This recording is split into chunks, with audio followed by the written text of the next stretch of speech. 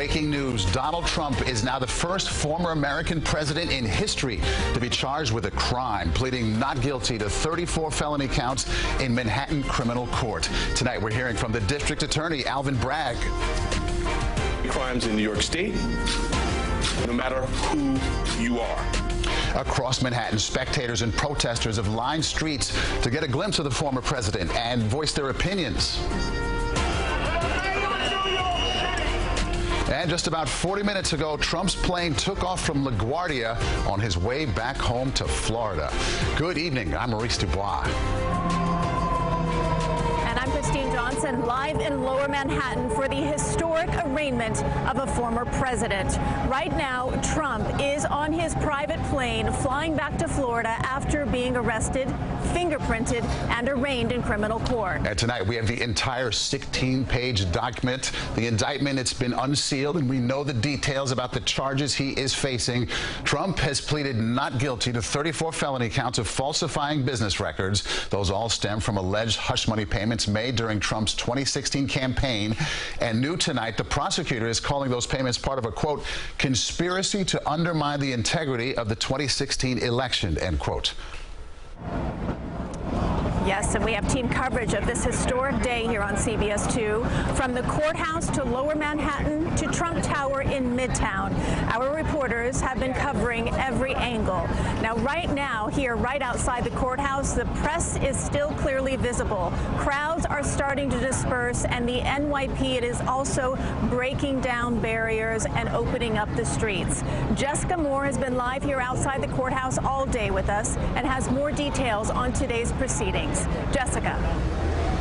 Well, Christine, after months of grand jury proceedings, testimony from 10 key witnesses, and weeks of speculation prompted by Donald Trump himself, today the 45th president of the United States was arrested on 34 felony counts of falsifying business records.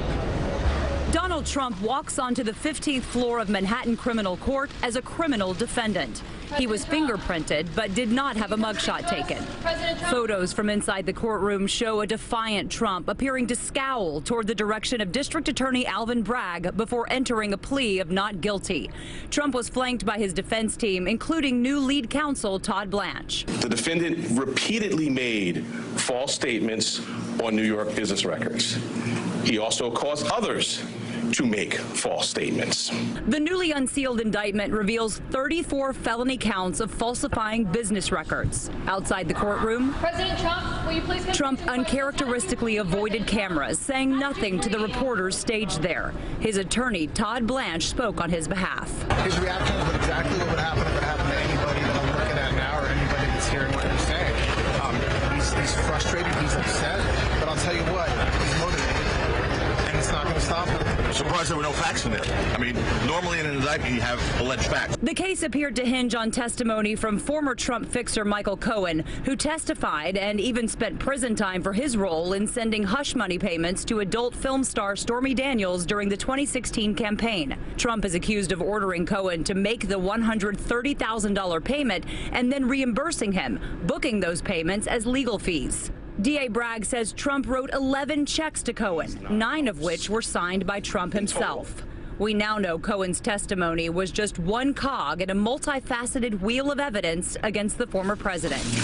Why did Donald Trump repeatedly make these false statements? The evidence will show that he did so to cover up crimes relating to the 2016 election. Donald Trump, executives at the publishing company American Media Incorporated, Mr. Cohen, and others agreed in 2015 to a catch and kill scheme.